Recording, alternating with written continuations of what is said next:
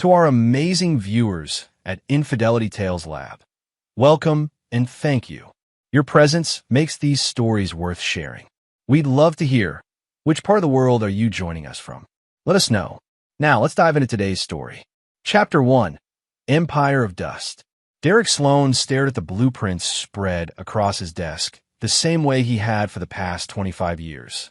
At 53, his calloused hands told the story of a man who'd built an empire with raw determination and grit. Coastal Heights Construction had become one of the most respected names in Nevada, but lately, something had been eating away at the foundation of the life he'd created. "Mr. Sloan, your wife called again." His assistant Veronica hovered in the doorway, her expression carefully neutral. "She said to remind you about dinner tonight." Derek nodded without looking up. "Tell her I'll be there. Just finishing up the Henderson project proposal." The truth was, Derek had finished the proposal hours ago. He'd been finding more reasons to stay at the office lately. The Sloan household had changed, transformed into something cold and unfamiliar. When he finally arrived home, the sprawling desert mansion felt empty despite the luxury cars in the driveway. Marilyn's silver BMW, Preston's Audi, and Whitney's Range Rover, all paid for by his sweat and sacrifice. "You're late," Marilyn said as he walked through the door. Her voice had lost its warmth years ago, replaced with something that sounded like permanent disappointment. At 49, Marilyn Sloan maintained the polished appearance of old Vegas money, though she'd come from nothing, just like him. "Traffic," Derek lied. He kissed her cheek, noticing how she subtly pulled away. 20 years ago, she would have embraced him. 20 years ago, her eyes would have lit up when he walked through the door. Preston barely looked up from his phone when Derek entered the dining room. At 22, his son had Derek's build, but none of his work ethic. Full ride to UNLV, but more interested in parties than classes. Preston had been working at Coastal Heights for the past year, supposedly learning the business, though Derek rarely saw evidence of actual work. Whitney, their 19-year-old daughter, offered a half-hearted smile. She had always been closer to Derek than Preston was, but lately, even she had grown distant. "How was everyone's day?" Derek asked, trying to pierce the invisible wall between himself and his family. "Fine," Preston mumbled. "School was whatever," Whitney shrugged. Marilyn served dinner with mechanical precision. "I saw Nate today at the club. He said the Davidson project is ahead of schedule." Derek nodded. Nathaniel Lawson had been his project manager for 5 years. Good at his job, popular with clients and the crew. Younger than Derek by almost a decade, with the kind of easy charisma Derek had never possessed.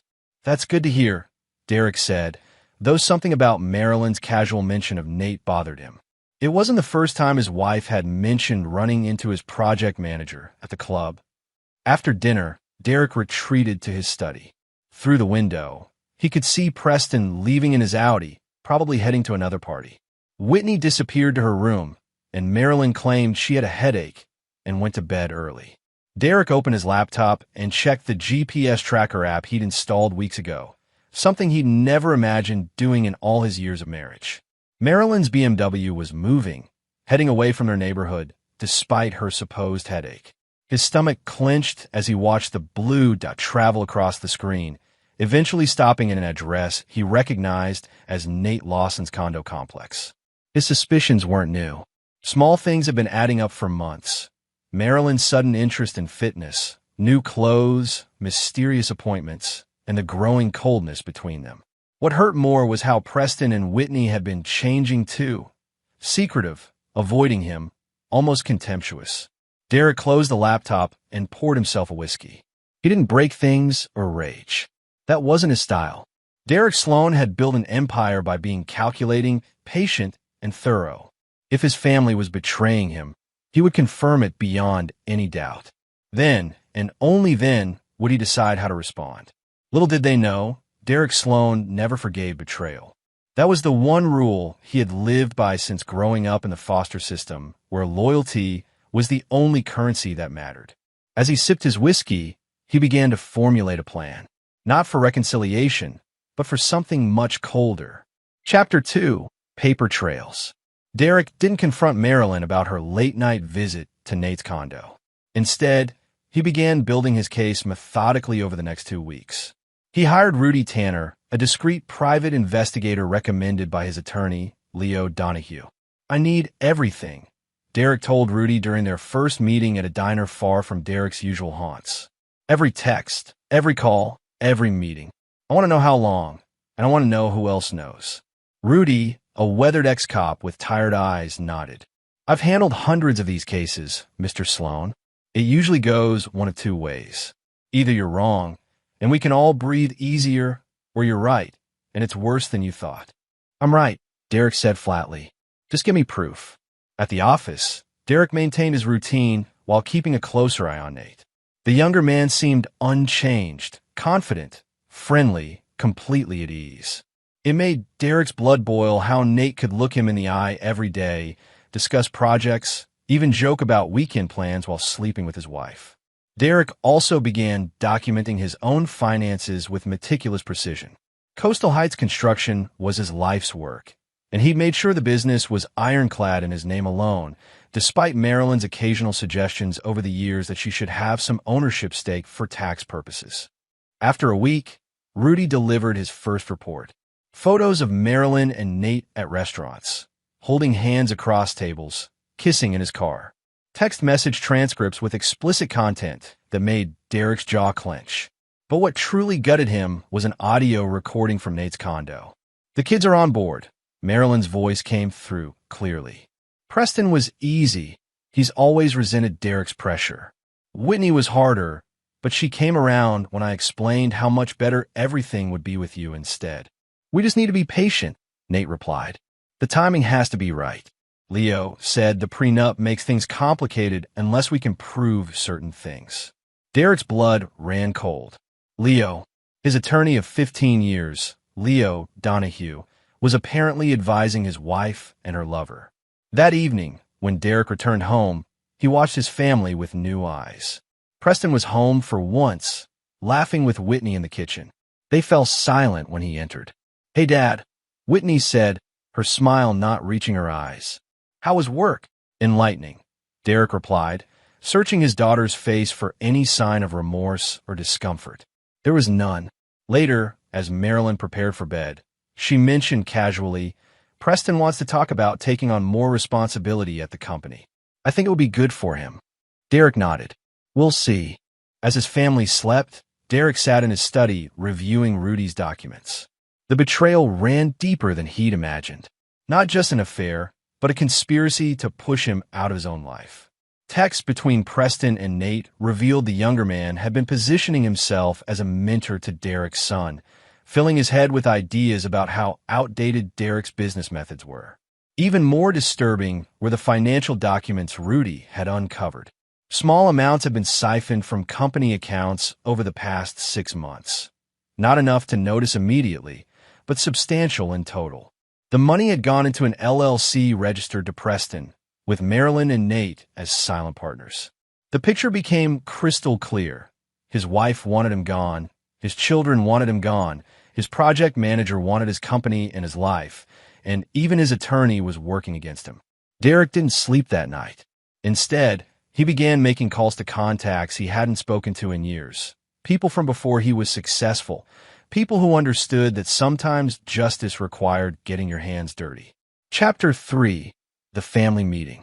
3 days later, Derek arrived home to find Preston's, Whitney's, and Marilyn's cars all in the driveway. Unusual for a Thursday evening. When he entered, they were seated in the living room, faces solemn. "Dad, we need to talk," Preston said, standing as Derek entered. "We're having a family meeting." Derek set down his briefcase, his face betraying nothing of what he knew. "What's this about?" Marilyn sat rigid on the sofa, hands clasped tightly in her lap. "Derek, we've been trying to find the right way to say this for months." "Say what?" Derek took a seat, noting how they had positioned themselves across from him, a united front. Whitney looked uncomfortable but determined. "Dad, things haven't been working for a long time. You're never really here, even when you're physically present. You care more about the company than us." Preston nodded, emboldened by his sister's words. "You've built this idea of a perfect family in your head, but it's all about control for you. You've never actually seen any of us for who we are." Derek absorbed the accusations silently, watching the rehearsed performance unfold. "We want you out by Friday," Preston finally said, his voice gaining confidence. "We think it's best if we have some space. Permanent space." "I understand," Derek replied, his calm response clearly throwing them off balance. They'd expected anger, arguments, perhaps even tears. "You understand?" Marilyn's voice held a note of suspicion. "Yes," Derek nodded. "I understand completely." After an awkward silence, Whitney spoke up. "So you'll leave?" "I said I understand," Derek repeated, standing up. "If you'll excuse me, I need to make a call." He walked to his study and closed the door, leaving them bewildered in the living room. He could hear their hushed, confused voices through the door. They had expected a fight. They had wanted a fight, something they could use against them later. Derek picked up his phone and called the only number that mattered now. "Leo? It's Derek Sloan. We need to talk about my family situation. Tomorrow, first thing." When he emerged from his study 30 minutes later, the family meeting had dispersed. Marilyn approached him cautiously in the hallway. "Derek, I know this is difficult, but it's for the best. We've grown apart in—" "Save it," Derek said quietly. "I'll be out by Friday." Just like Preston asked, Marilyn looked taken aback by his easy acquiescence. "Where will you go?" "Don't worry about me," Derek replied, his voice unervingly calm. "I'll take care of myself. I always have." That night, Derek packed a single suitcase with essentials. He transferred key documents to his briefcase and removed family photos from their frames, placing them in a folder. As he worked, Whitney appeared in the doorway of the master bedroom. "Dad!" Her voice was smaller now, less certain than during the family meeting. "Yes." Derek continued packing without looking up. "I just wanted to say." She hesitated. "I just want you to know it's not personal." Derek finally looked at his daughter, seeing not the little girl who once adored him, but a young woman who'd made her choice. "Everything is personal, Whitney. That's the one thing I try to teach you and your brother. Every choice has consequences." Whitney shifted uncomfortably. "Mom says you'll be fine, that you always land on your feet." "Your mother's right about that," Derek nodded. "I will be fine." As Thursday turned to Friday, Derek made one final sweep of the house he'd built. In the kitchen, he left his house keys and the key fob for his Mercedes, the only vehicle registered in both his and Marilyn's names. "Goodbye," he said to the empty house. Before dawn, Derek Sloan drove away in a rental car, leaving behind the family that had betrayed him. But unlike what they believed, he wasn't admitting defeat. He was simply repositioning for the battle to come. Chapter 4: Foundations of Vengeance. Derek checked into the Westin under a different name, using cash. The suite offered a view of the Las Vegas Strip, glittering against the dawn sky. He'd already prepared this location a week earlier, installing secure lines and setting up what would become his war room. At precisely 8 a.m., a knock came at the door. Leo Donahue stood there, looking every bit the polished attorney in his tailored suit and affected smile. "Derek, I came as soon as I could. This is all very sudden." Derek gestured him inside. "Thank you for making the time, Leo. 20 years of friendship counts for something, right?" Leo's smile faltered slightly. "Of course. Now, you mentioned family issues on the phone." "Sit down," Derek said, pouring 2 glasses of water. "I had an interesting family meeting last night. My wife and children have asked me to leave my home." Leo adopted a sympathetic expression. "I'm sorry to hear that, Derek. These things can be complicated." "Cut the bullshit," Derek interrupted, his voice still calm. "I know you've been advising Marilyn and Nate Lawson about how to break my prenup. I know about the meetings, the consultations, all of it." Leo's face drained of color. "Derek, I don't know what you think you know." Derek slid a folder across the table. Inside were photos of Leo meeting with Marilyn and Nate at a restaurant outside of town, along with transcripts of phone calls. 20 years, Leo. 20 years, I trusted you with everything." Derek's voice remained measured, which somehow made it more terrifying. "Now, here's what's going to happen.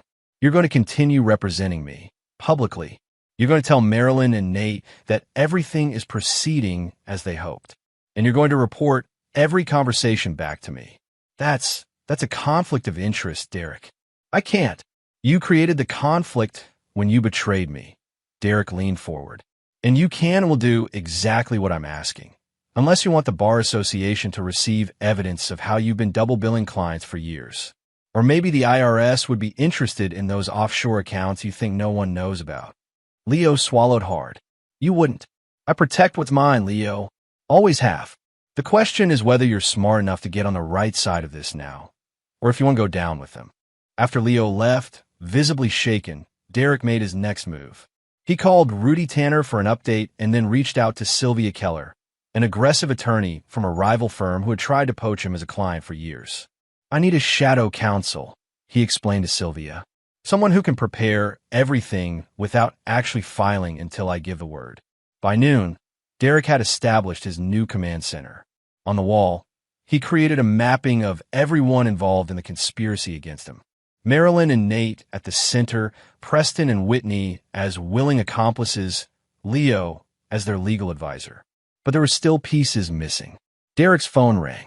It was Boomer Walsh, an old friend from his construction days before he'd started his own company. Boomer had gone into private security after an accident left him with a permanent limp. Found your guy, Boomer said without preamble. Former tech specialist from the NSA, goes by Mouse.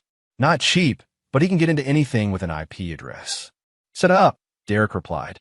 Today, by nightfall, Mouse, a wiry man with thick glasses and constantly moving hands, had established surveillance on all of Marilyn's and the children's devices. Derek watched impassively as Mouse demonstrated how he could access text messages, emails, and even activate microphones remotely. What about the company's systems? Derek asked. Already mapped. Mouse replied, bringing up diagrams on his laptop. Found several unauthorized access points and evidence of data being copied. Someone's been very busy in your financial records.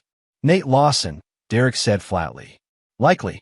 The access comes from his company credentials, but routed through proxies. Amateur attempts to cover tracks. Derek nodded. Keep monitoring. I want to know every move they make. That night, as Derek reviewed the growing evidence of betrayal, he received a text from Leo. Meeting with M and in tomorrow. They're filing Monday. Perfect timing, Derek thought.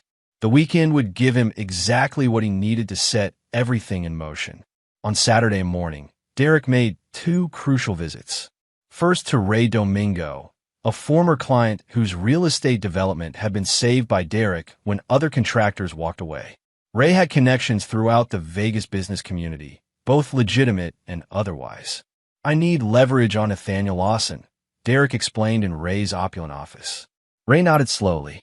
The project manager who's been seen around town with your wife? Consider it done. Derek's second visit was to Coastal Heights Construction. Using his master keys, he entered when the weekend skeleton crew was on lunch break. In his office, he accessed the safe behind the bookshelf, removing original documents that never should leave the premises, incorporation papers, land deeds, and client contracts with handwritten addendums. As he was leaving, Derek encountered Veronica, his loyal assistant who had come in to catch up on work. Mr. Sloan, she said surprised. I thought you were taking personal time. I am, Derek replied, but I needed to retrieve some things. Veronica hesitated. Sir, Mr. Lawson came by yesterday with Mrs. Sloan. They were in your office for quite some time. Derek's expression didn't change. Thank you for telling me, Veronica. Actually, there's something I need your help with. By Sunday, Derek had set the foundation for his counterattack. Mouse had compiled a comprehensive dossier on Nate Lawson's activities, revealing a pattern of seducing wealthy married women, always targeting families with business interests he could exploit. Marilyn wasn't his first or even his most lucrative target. More disturbing were the conversations Mouse had intercepted between Nate and Preston. The older man had been grooming Derek's son for months, positioning himself as the father figure Preston supposedly needed. Together, they had been identifying Coastal Heights' most valuable assets and clients, planning how to retain them after Derek was pushed out. They're planning to force a sale of your company, Sylvia explained after reviewing the evidence.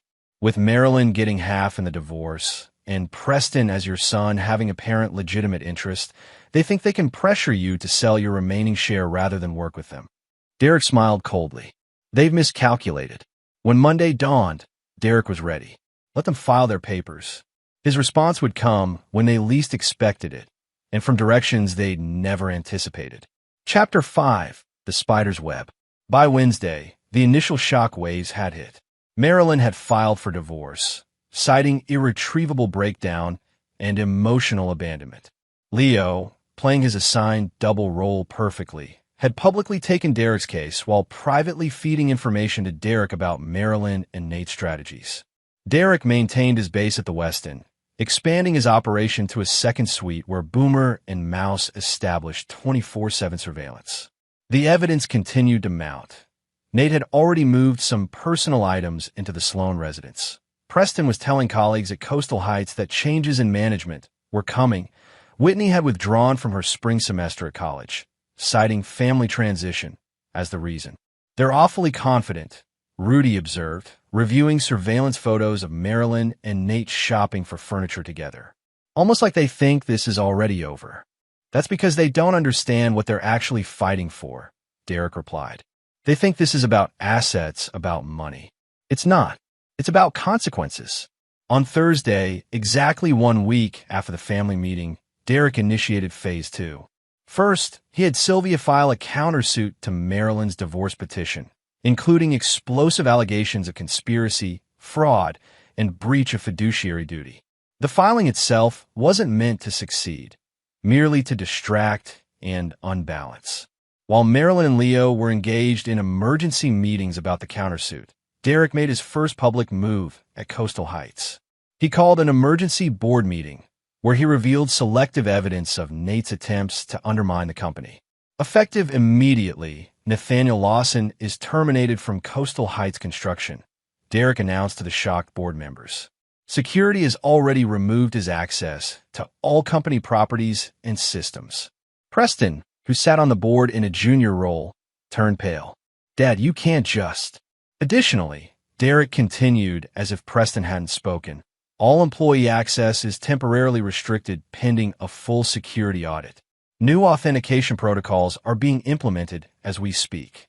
The board members, mostly longtime associates who owed their wealth to Derek's success, nodded in agreement despite their confusion. Only Preston tried to object, but he was quickly silenced by the chairman's support of Derek's decisions. After the meeting, Preston confronted his father in the hallway. "What the hell are you doing? You can't just fire Nate without cause." Derek looked at his son calmly. "I have more cause than you know, Preston. And unlike you, I have the authority to protect what I built." "Mom was right about you," Preston spat. "You only care about control." "No," Derek replied. "I care about loyalty. Something you should have learned before conspiring with your mother's lover to steal my company." Preston's face revealed everything Derek needed to know. That's not what happened," he stammered. "Go home, Preston," Derek said, "while you still have one." That evening, Ray Domingo delivered the promised information on Nate Lawson. The file revealed that Nate had served time for fraud in his 20s, a fact he'd managed to keep hidden with a sealed record and a changed middle name. More damning were records of 3 previous relationships with married women, all of whom had divorced successful husbands after Nate entered their lives. In 2 cases, he had ended up with executive positions in the ex-husband's companies. "He's a professional con man," Ray explained. "High-functioning sociopath, according to the prison psychologist report. Targets wealthy families with existing tensions, exploits the weaknesses." Derek nodded. "Has he ever been violent?" "Not directly," Ray said. "He's too smart for that. Manipulates others to do the dirty work while keeping his hands clean." Derek added the information to his war room wall. The picture was becoming clearer. Nate had identified the Sloan family as a target, seduced Marilyn, and then systematically turned the children against their father. His end goal wasn't just Marilyn or even a position at Coastal Heights. It was complete replacement of Derek in every aspect of his life. On Friday morning, Derek received an unexpected visitor at the Westin. Whitney stood outside his suite, looking less confident than during the family meeting. "How did you find me?" Derek asked, letting her in. "It wasn't hard," Whitney replied. "You're still using your American Express for the room." Derek nodded, making a mental note to address that oversight. "What do you want, Whitney?" "Things are weird at home," she said, pacing the suite. "Mom and Nate are acting like everything's fine, but Preston came home furious yesterday. He said you accused him of trying to steal the company. I stated facts, Derek corrected. The same facts I'll state in court if necessary. Whitney looked troubled. Dad, this isn't what was supposed to happen. Mom said you were unhappy, that you'd be better off without the pressure of the family, that you'd be relieved. Derek studied his daughter carefully. Did you really believe that, Whitney? Or was it just easier than admitting what you were actually doing? I don't know anymore, she admitted, tears forming. Nate keeps saying everything will calm down once the initial shock passes, but it doesn't feel right. For a moment, Derek felt the pull of paternal instinct, the desire to comfort his daughter, to forgive. But then he remembered the recordings, the way she had participated in the conspiracy for months. Her tears now came only after seeing consequences begin. You made your choice at the family meeting, Derek said evenly. I suggest you prepare for what comes next. What does that mean? Whitney asked, wiping her eyes. It means actions have consequences, Derek replied. Now, I have work to do. After Whitney left, Derek called Mouse. I need to know everywhere she goes, everyone she talks to. She might be having second thoughts, or this could be their attempt to gather intelligence. By the end of the week, Derek had a comprehensive understanding of the conspiracy against him. Nate had orchestrated everything, using Marilyn's dissatisfaction and the children's resentments as weapons. The plan had been to push Derek out emotionally and then legally, enabling them to take control of Coastal Heights through a combination of Marilyn's divorce settlement and Preston's position. What they hadn't counted on was Derek's lifetime of preparing for betrayal. Every major asset was protected through complex legal structures. The company's most valuable contracts contained clauses that Derek had personally negotiated, many contingent on his direct involvement.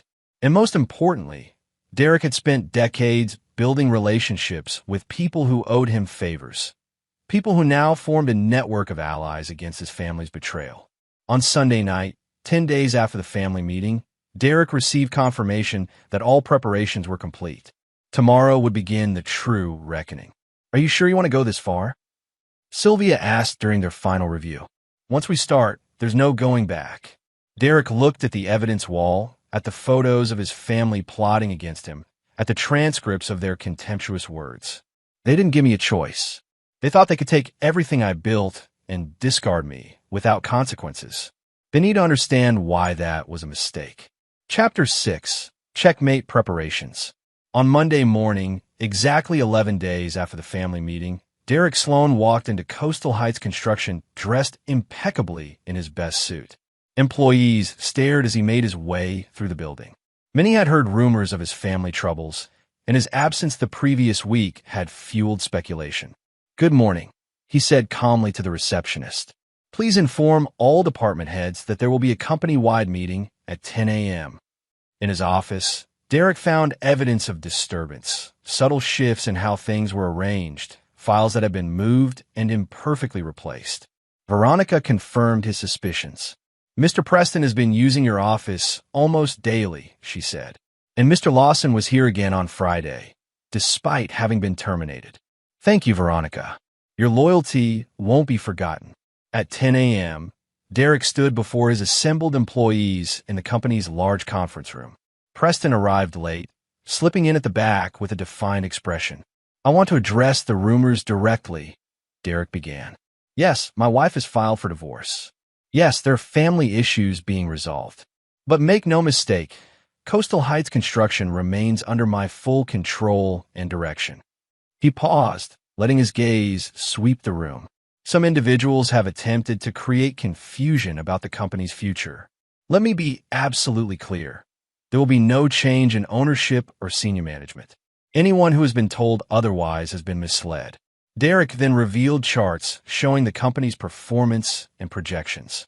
We have secured 3 major new contracts in the past week. Our financial position is stronger than ever. Preston shifted uncomfortably at the back of the room as Derek continued. Finally, effective immediately, all employees will be required to revalidate their security credentials. Any attempt to access company data through unauthorized channels will result in immediate termination and potential legal action. After the meeting, Derek summoned Preston to his office. When his son entered, Derek was reviewing documents at his desk.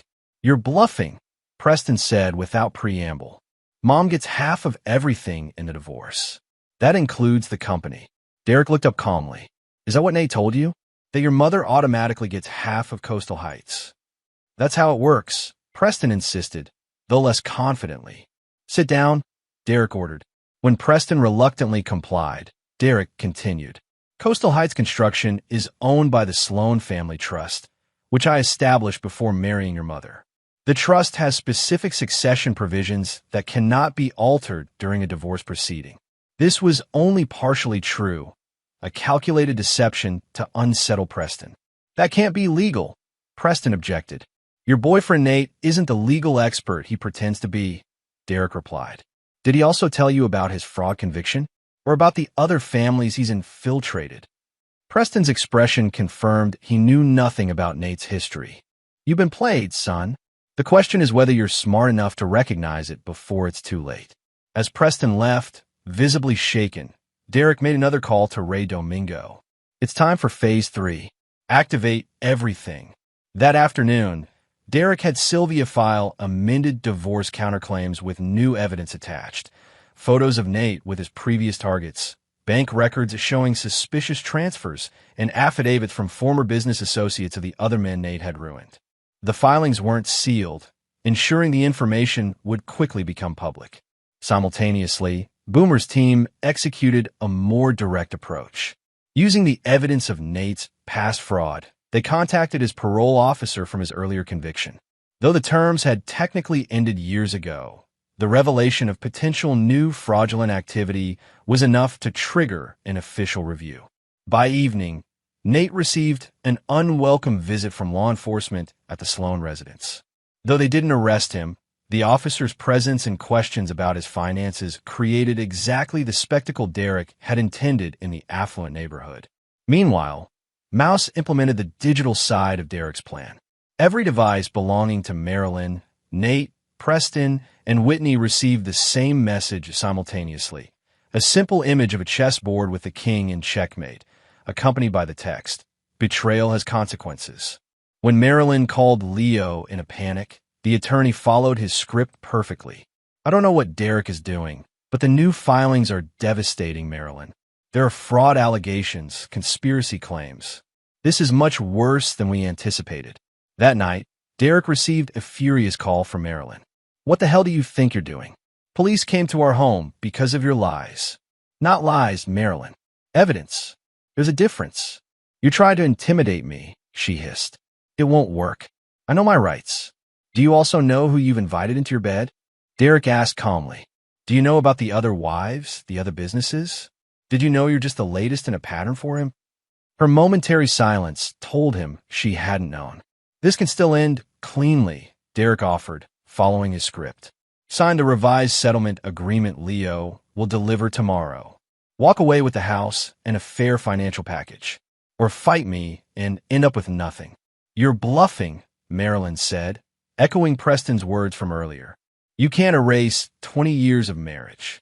"You did that the moment you conspired with Nate," Derek replied. "Don't confuse my previous generosity with weakness."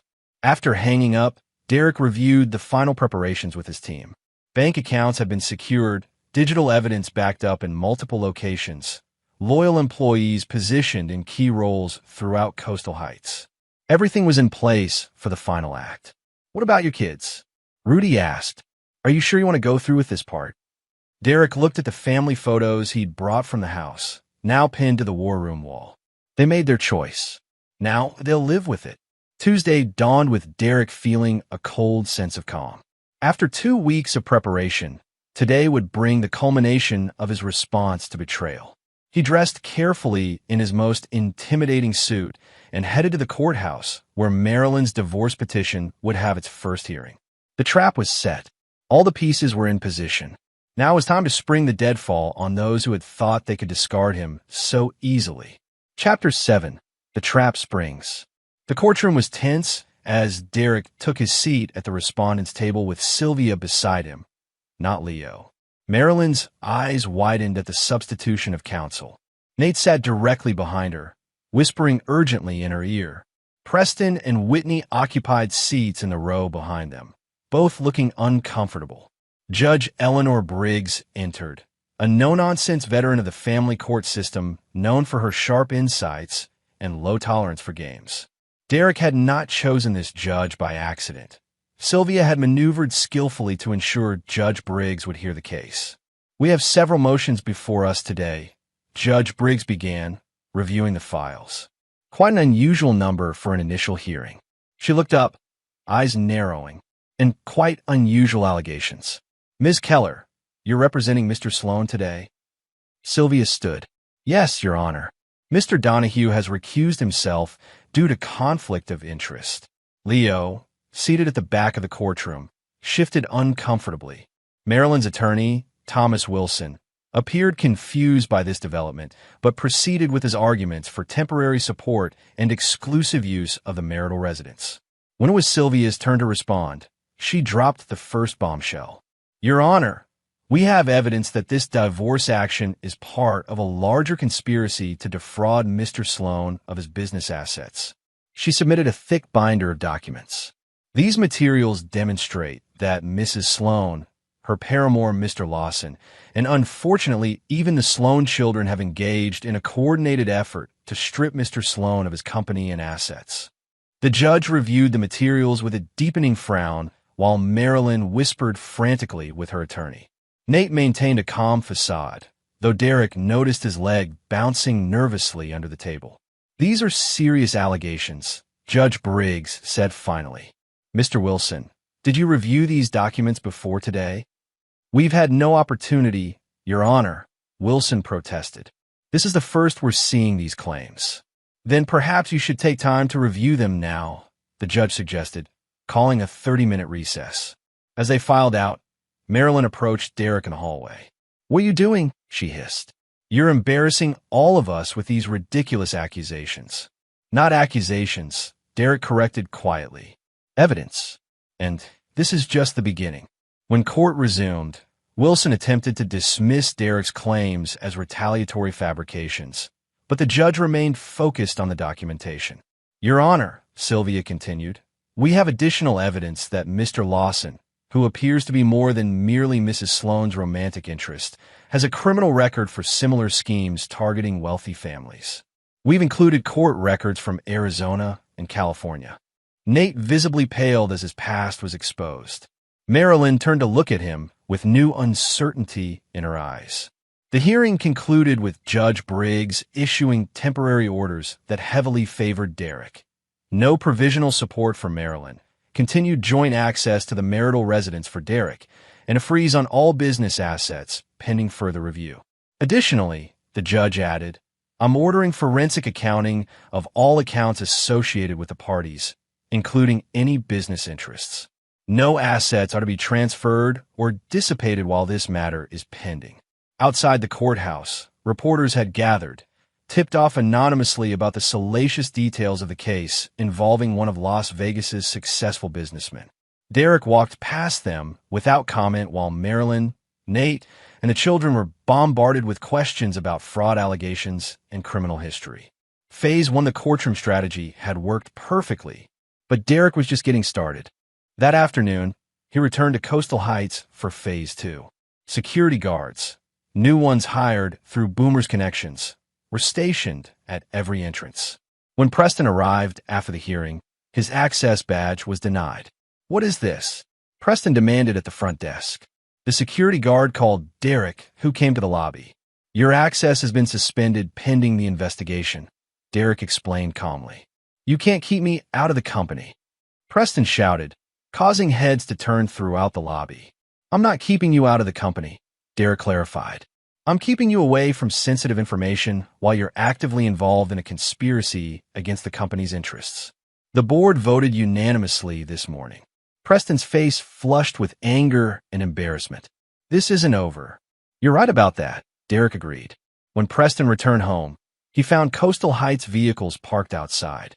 Inside, a team was removing all company property, laptops, files, even Preston's company car keys. "What are they doing?" Whitney asked, watching in shock as the team efficiently cleared out Preston's home office. "Company property recovery," the team leader explained, showing a court order signed by Judge Briggs. Standard procedure for suspended employees under investigation. Similar teams arrived simultaneously at Nate's condo and the Sloan residence. Marilyn called Derek in a fury. "They're taking everything. My laptop, my phone. They say they're company property, but they're my personal devices." "Check your employment contract with the Sloan Family Foundation," Derek replied calmly. "All electronic devices provided to family members remain company property. It's paragraph 7, I believe." The digital devices were delivered directly to Mouse, who began immediate forensic analysis to extract additional evidence. By evening, they had recovered deleted messages and files that further documented the conspiracy. The real masterstroke came the next morning. Local business publications and the Las Vegas Sun ran front-page stories about the divorce case and fraud allegations. Derek had never spoken to the press, but the court filings were public record, and an anonymous source had provided reporters with key documents highlighting Nate's criminal history and pattern of targeting wealthy families. Coastal Heights clients began calling, concerned about the company's stability. Derek personally reassured each one, projecting calm confidence, while subtly highlighting how Preston and Nate had attempted to approach them about future business outside proper channels. Many clients expressed outrage at these unauthorized contacts, further strengthening Derek's position. By Wednesday afternoon, cracks had formed in the conspiracy. Whitney called Derek, her voice breaking. "Dad, it's all falling apart. Mom and Nate are fighting constantly. Preston's drinking and saying we made a huge mistake. I don't know what to do." "You should have thought about that before you participated in trying to destroy me," Derek replied, unmoved by her tears. "Actions have consequences, Whitney." That evening, Leo Donahue delivered the final piece of intelligence. Marilyn had consulted another attorney about separating her case from Nate's growing legal problems. "She's trying to salvage what she can," Leo explained. "The new evidence has her terrified about criminal liability." Derek nodded. "Perfect. Now we move to Endgame." Chapter 8. Scorched Earth. On Thursday morning, exactly 2 weeks after the family meeting, Derek implemented the Endgame strategy. First, Sylvia filed amended pleadings with the new evidence recovered from the digital devices, including damning text exchanges where Marilyn and Nate explicitly discussed their plan to get Derek out and take everything. Simultaneously, Derek's contacts in the district attorney's office received comprehensive documentation of financial irregularities involving Nate, Preston, and the funds they had diverted from Coastal Heights through the Shell LLC. At Coastal Heights, Derek called an emergency board meeting where he presented incontrovertible evidence of Preston's attempts to divert clients and misrepresent his authority within the company. "The board has no choice but to formally terminate Preston Sloan's employment and remove him from his board position," Derek concluded. The vote was unanimous.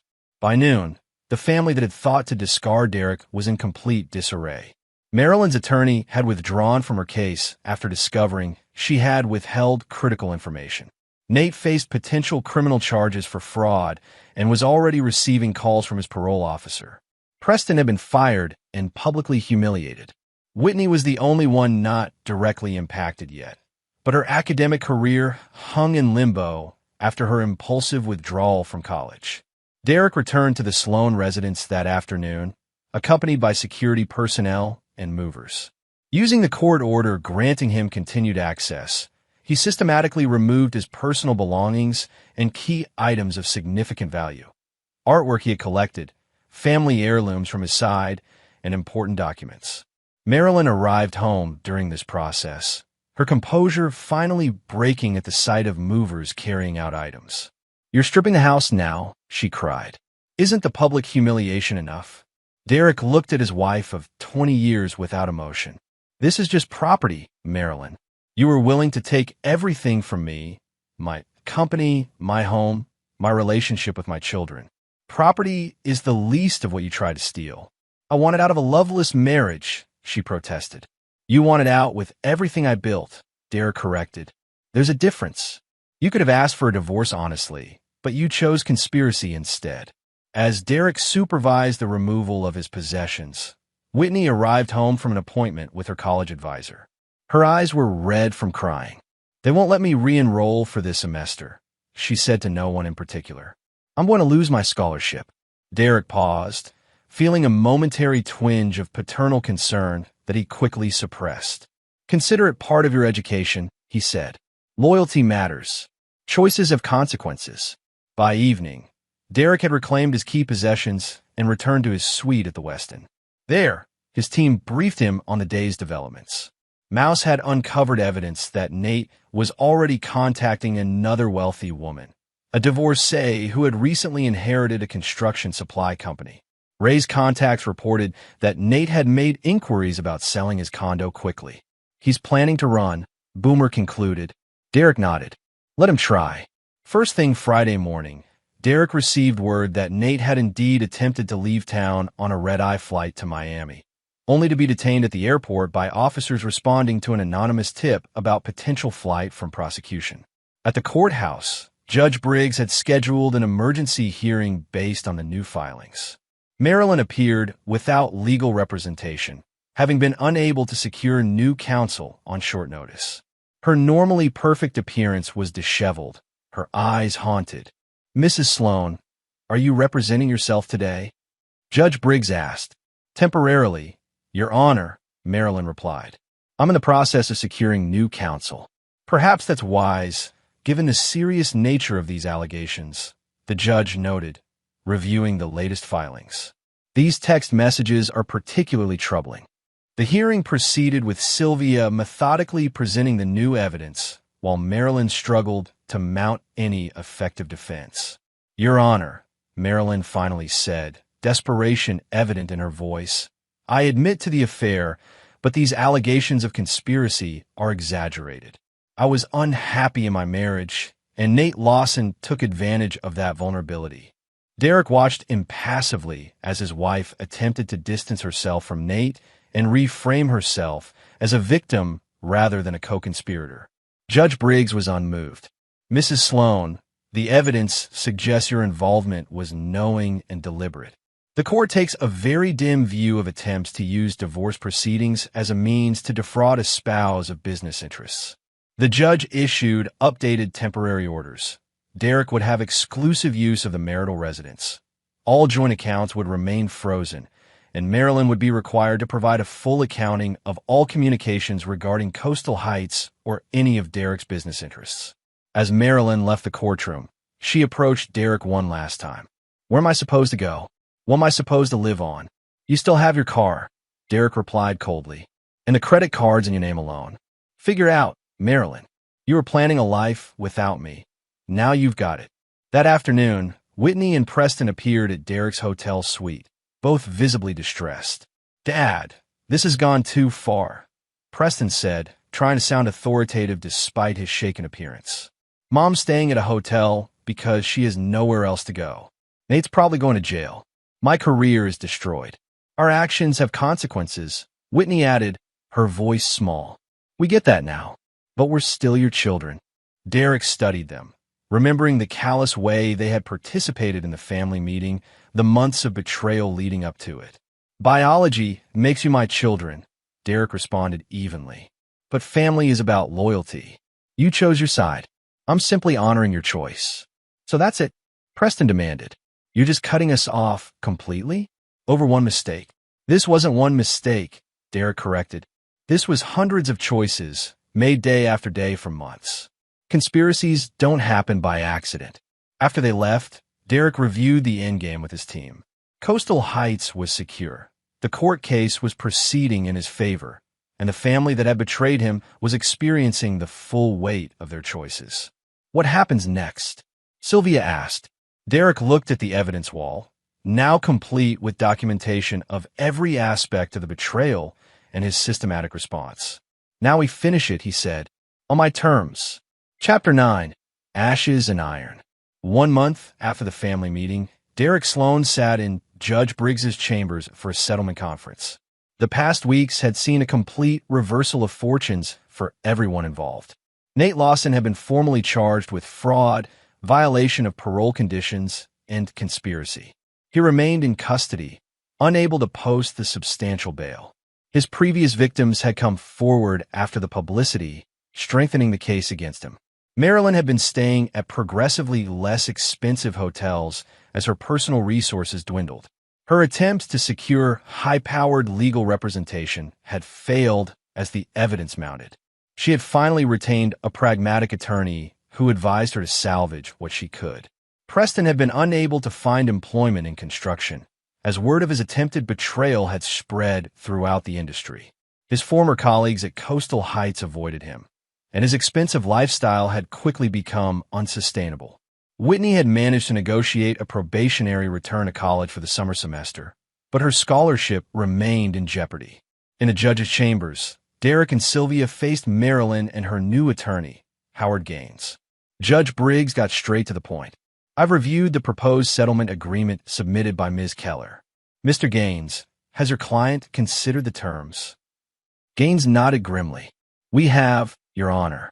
While the terms are severe, Mrs. Sloan understands her position has been compromised by recent developments. The settlement terms were indeed severe. Marilyn would receive no alimony and no share of Coastal Heights construction. She would get the house and a one-time payment of $500,000, a fraction of what an ordinary divorce settlement would have provided after 20 years of marriage." "Mrs. Sloan," Judge Briggs addressed Marilyn directly, "are you entering into this agreement voluntarily? Do you understand that by doing so, you are waiving potential claims to substantially more assets?" Marilyn looked exhausted, her once perfect appearance now strained and aged. "I understand, Your Honor. I want this to be over." After Marilyn signed the agreement, Judge Briggs dismissed her and her attorney, asking Derek and Sylvia to remain. "Mr. Sloan," the judge said once they were alone, "while I recognize the evidence of conspiracy was substantial, this settlement borders on punitive." "My client has been more than fair, Your Honor," Sylvia interjected.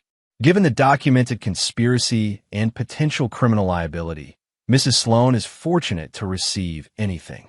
Judge Briggs studied Derek carefully. "This isn't just about the assets, is it, Mr. Sloan?" "No, Your Honor," Derek admitted. "It's about consequences." After leaving the courthouse, Derek returned to Coastal Heights Construction. Over the past month, he had restructured the company, promoting loyal employees and implementing new security measures.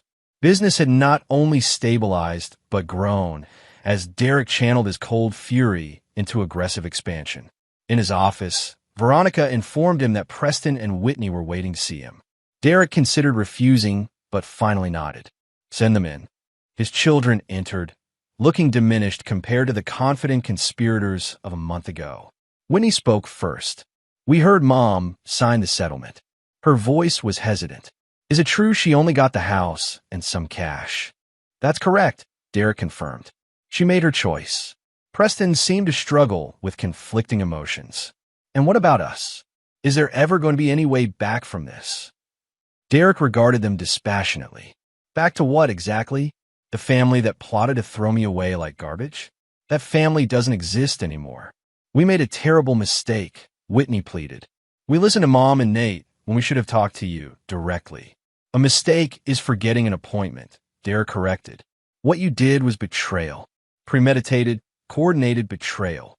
Derek opened his desk drawer and removed 2 envelopes, handing one to each of them.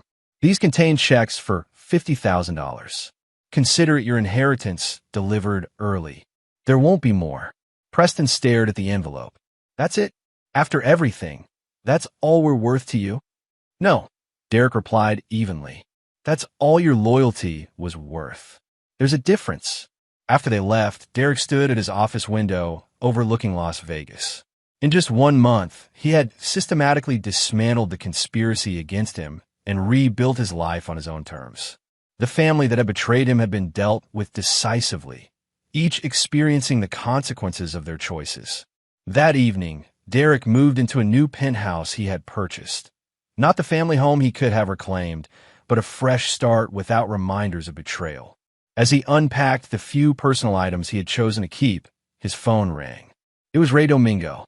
"Thought you'd want to know," Ray said without preamble. "Nate Lawson accepted a plea deal today. 5 years minimum." "Good," Derek responded. And the other matter? Handled. Ray confirmed. The paper trail on that LLC has been anonymously delivered to the IRS.